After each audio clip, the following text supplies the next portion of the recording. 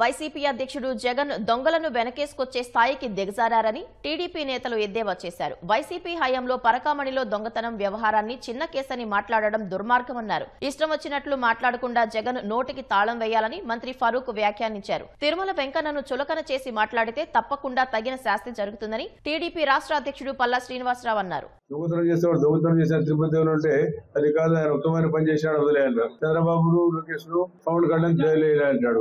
ఈ జైలు పోల్చిన 16 నెలలు ఉన్నాడు జైల్లో. ఇంకా సిగ్గు రాకపోయినట్లే ఇంకిత జ్ఞానమే లేకుండా మాట్లాడుతూ ఉంటే 8 ఏళ్ళ నుంచి బయలుదేరుతారు. అసలు విస్మరించకూడదు.